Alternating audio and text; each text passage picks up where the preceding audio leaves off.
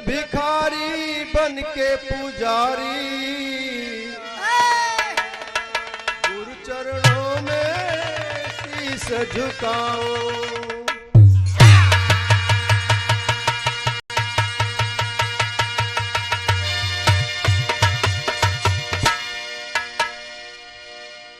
बड़ी पुरान तर्ज है वो, एक रांग चाचा गाँव है।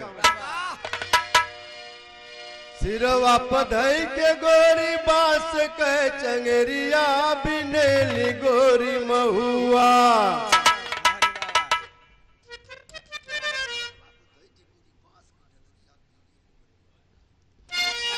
सिरवा पधई के गोरी बांस की चंगेरिया बिनेली गोरी महुआ।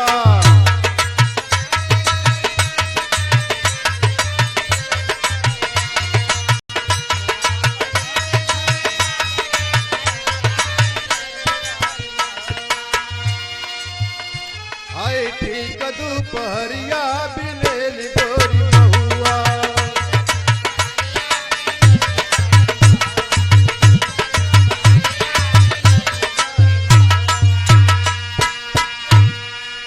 देखा ये भजन स्वामी जी के कर कमलों द्वारा लिखी हुई है।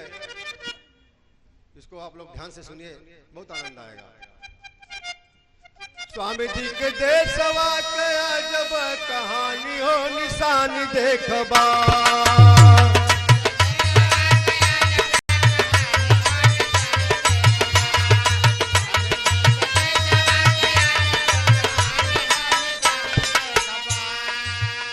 चमके हीरा मोती खानी हो निशानी देखबा।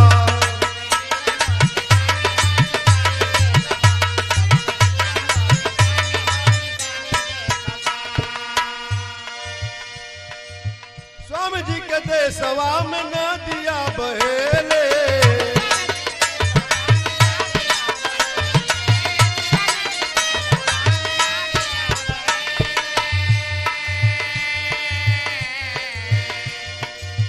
नदिया बहेल राम नदिया बहेले,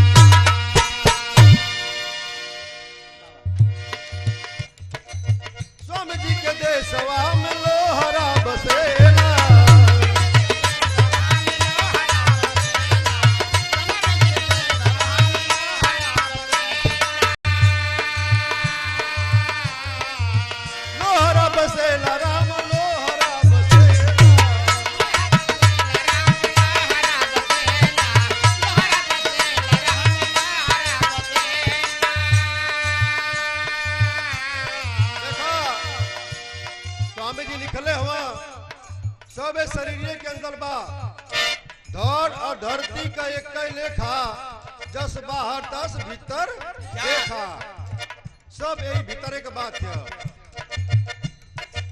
स्वामी जी के देशवा में लोहरा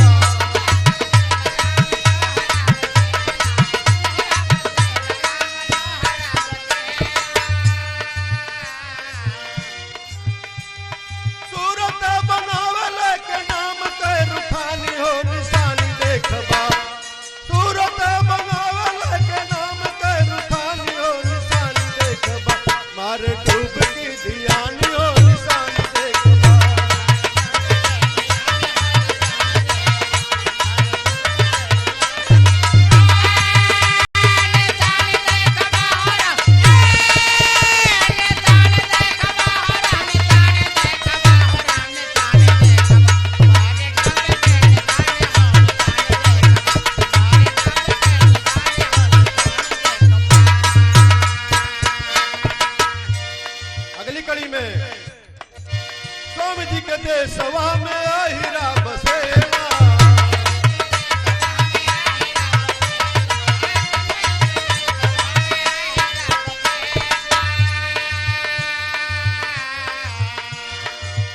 बड़ा बढ़िया शब्द दाढ़ी भैया बताओ तो कि कचका को 70 गो पंडित और 30 गो फकीर तब मिलके हो एक अही, सबसे उत्तम एक अही।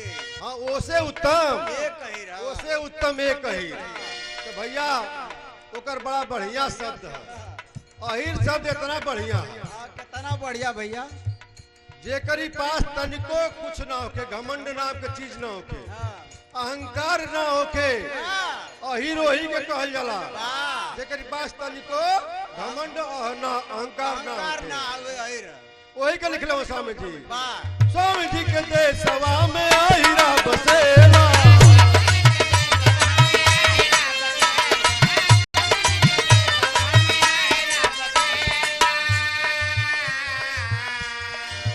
हीरा बसेला राम हीरा बसेला।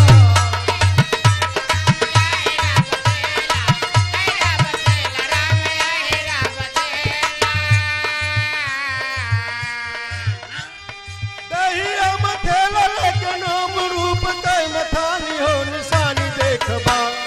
दहिया मथेला नाम रूप कई मथानी हो निशानी देखबा। तुम के हीरा मोती खानी हो निशानी देखबा।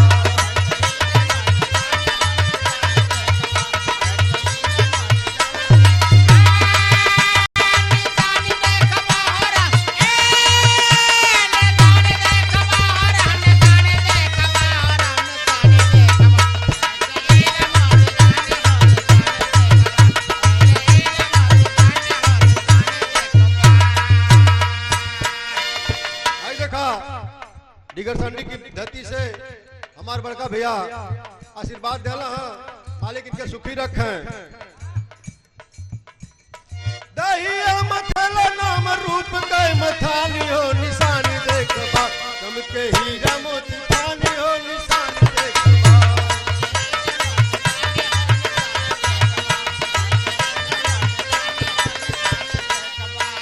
निशानी देखबा निशानी देखबा निशानी देखबा। चमके हीरा मोती खानी हो निशानी देखबा।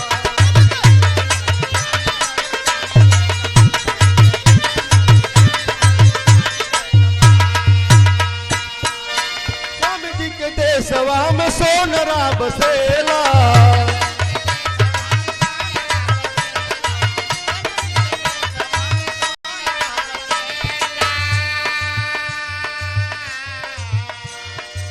सोनरा बसेला राम सोनरा बसेला।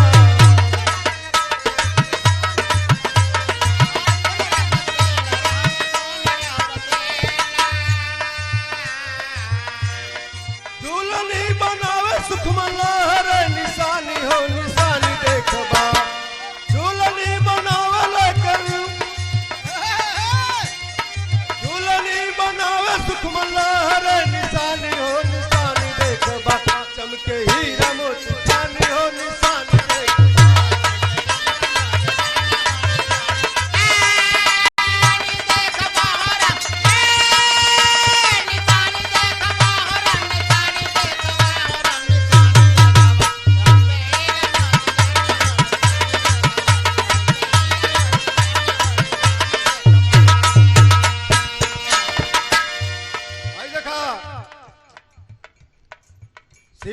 speaking here.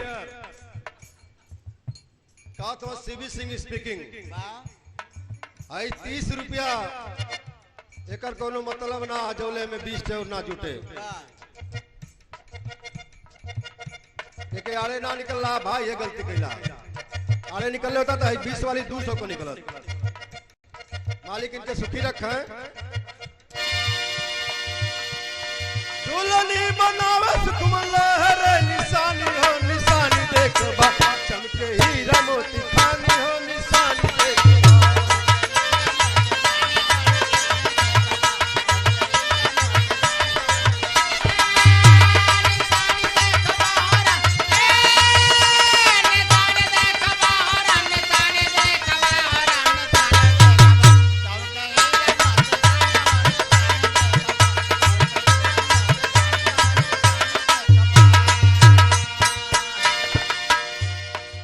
स्वामी सरकार पहिरंगला पिंगला सुरकिया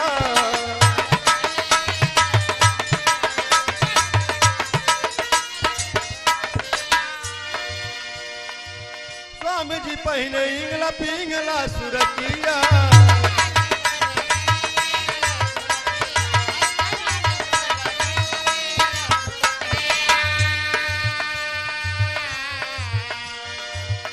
इंगला सुरकिया राम पिंगला